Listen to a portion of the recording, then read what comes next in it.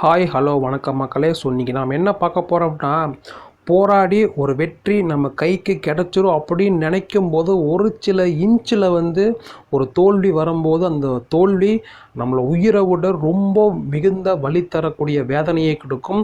So அந்த ஒரு டீமை பற்றி தான் இந்த வீடியோவில் ஃபுல் டீட்டெயில்டாக பார்க்க போகிறோம். ஸோ அதுக்கு முன்னாடி நீங்கள் இது வரைக்கும் நம்ம சேனலை சப்ஸ்கிரைப் பண்ணலாம், சப்ஸ்கிரைப் பண்ணிக்கங்க. அப்போ தான் நாம் போடக்கூடிய ஒவ்வொரு கிரிக்கெட் சம்மந்தப்பட்ட செய்திகளும் உங்களுக்கு வந்துகிட்டே இருக்கும். ஸோ வாங்க ஃபுல்லாக பார்க்கலாம். இந்தியாவில் நடைபெற்று வரும் மகளிர் IPL 2024 T20 தொடர் உச்சக்கட்டத்தை எட்டியுள்ளது. அதில் மார்ச் 10ஆம் தேதி தலைநகர் டெல்லியில் நடைபெற்ற 17வது லீக் போட்டியில் டெல்லி கேபிட்டல்ஸ் மற்றும் ராயல் சேலஞ்சர்ஸ் பெங்களூரு அணிகள் மோதின. அந்த போட்டியில் டாஸ் வென்று முதலில் பேட்டிங் செய்த டெல்லி 20 ஓவர்களில் 181 ரன்கள் எடுத்து அசத்தியது. அதிகபட்சமாக Jemimah Rodrigues 58, Alice கேப்சி 48, captain Meg Lanning 29, சபாலி Verma 23 ரன்கள் எடுத்தனர்.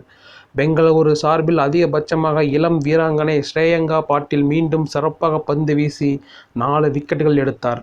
அதைத் தொடர்ந்து 182 ரன்களை துரத்திய பெங்களூருவுக்கு ஆரம்பத்திலேயே கேப்டன் ஸ்மிருதி மந்தனா 5 ரன்களில் அவுட் ஆகி ஏமாற்றத்தை கொடுத்தார். இருப்பினும் அடுத்ததாக வந்த நட்சத்திர வீராங்கனை எலிஸ் பெரி அதிரடியாக விளையாடி 49 ரன்கள் குவித்து ரன் அவுட் ஆகி சென்றார். அவருடன் இரண்டாவது விக்கெட்டுக்கு 80 ரன்கள் பார்ட்னர்ஷிப் அமைத்த மற்றொரு துவக்க வீராங்கனை சோபி மொலினாக்ஸ் தடுமாற்றமாக விளையாடி 33 ரன்களில் அவுட் ஆகி ஏமாற்றத்தை கொடுத்தார்.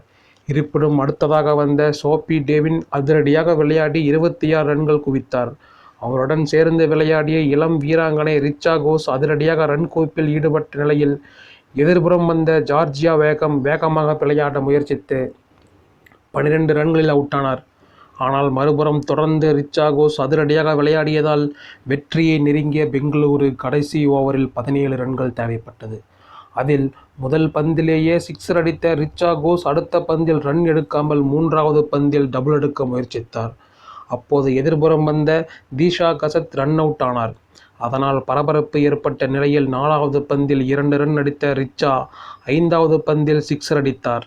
அப்போது கடைசி பந்தில் 2 ரன் தேவைப்பட்ட போது முடிந்தளவுக்கு போராடிய ரிச்சா கோஸ் சில இன்ச்சுகள் வித்தியாசத்தில் 51 ரன்களில் ரன் அவுட் ஆனார்.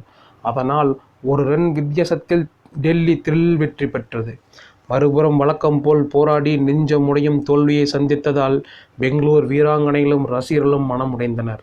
தற்போதைய நிலையில் 5 வெற்றிகளை பெற்ற டெல்லி மற்றும் மும்பை அணிகள் பிளே ஆஃப் சுற்றுக்கு தகுதி பெற்றன.